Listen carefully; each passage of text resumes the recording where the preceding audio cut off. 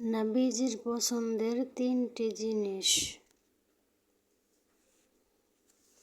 আমাদের হায়াতের জীবনে ইসলাম মতে চলার জন্যে যতটুকু না জানলেই নয়, ততটুকু ইলম শিক্ষা করা প্রতিটা নর এবং নারীর জন্য ফরজ।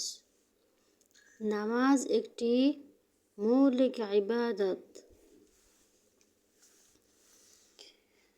ইসলামের হাতিয়ার হলো নামাজ। নামাজ দ্বারা পরিচয় হবে আপনি কি একজন মুসলিম নাকি হিন্দু। কারণ নামাজই হলো একজন মানুষের মুসলিম আর হিন্দুর মাঝে পার্থক্য। নামাজের মাধ্যমে পরিচয় হবে তুমি আসলে কে, কি তোমার পরিচয়। তাই প্রতিটা মুসলমানের উচিত সঠিক সময়ে নামাজ আদায় করা।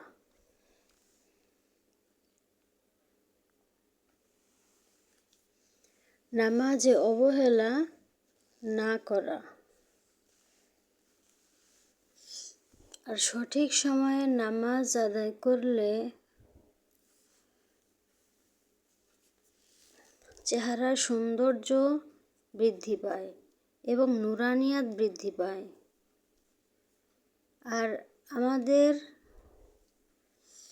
রিজিকের যেই অভাবও রয়েছে তাও দূর হয়ে যায়। সঠিক সময়ে নামাজ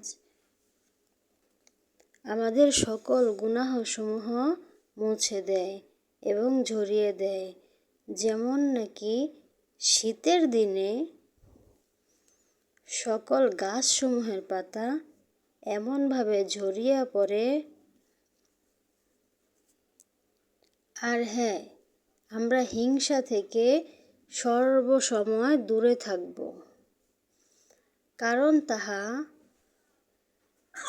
সমস্ত ভালো নেকিগুলোকে এমনভাবে মুছিয়া ফেলে, শেষ করিয়া দেয়, যেমনি ঘুর তার সমস্ত চুলগুলোকে কামাইয়া দেয়। তোমরা হয়তো জানো না, সওয়াব কামানো যতটা সহজ তার চেয়েও কঠিন হলো সেইগুলোকে যত্ন করা, টিকিয়ে রাখা। কারণ এমন অনেক বিষয় রয়েছে যার মাধ্যমে তুমি নেকি মুছিয়া দিতে পারো। বলতেছিলাম নামাজের কথা। নবী করিম সাল্লাল্লাহু আলাইহি ওয়াসাল্লাম এর পছন্দের 3টি জিনিস হলো, তার মধ্যে একটি হলো সুগন্ধি, এরপরেই হলো নামাজ। নবী করিম সাল্লাল্লাহু আলাইহি ওয়াসাল্লাম বলেন, নামাজে আমার চোখের শীতলতা এবং কেউ যদি কোনো বিষয়ে হাবিব আকরাম সাল্লাল্লাহু আলাইহি ওয়াসাল্লামের কাছে অভিযোগ পেশ করত, তবে তিনি তাহাকে নামাজের আদেশ করিতেন।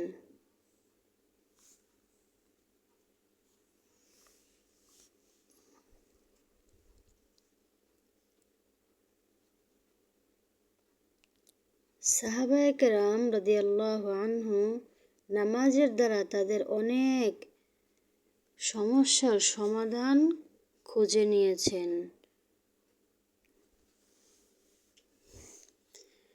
এবং নামাজের মাধ্যমেই শান্তি খুঁজে পেতেন। নবী করিম সাল্লাল্লাহু আলাইহি ওয়াসাল্লামের মৃত্যুর সময় বারবার নামাজের কথাই বলতেছিলেন। বারবার করে নামাজের কথাই বলতেছিলেন। তাই বলছিলাম যে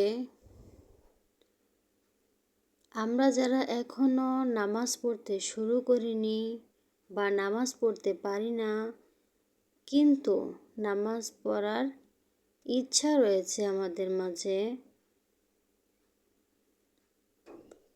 আমরা যেন আর দেরি না করি।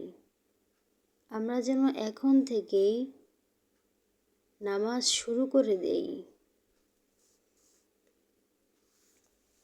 আর যেন নামাজের মধ্যে আমরা কোনো অবহেলা না করি। আল্লাহ যেন আমাদের সবাইকে তৌফিক দান করেন। আমিন, আমিন, সুম্মা আমিন।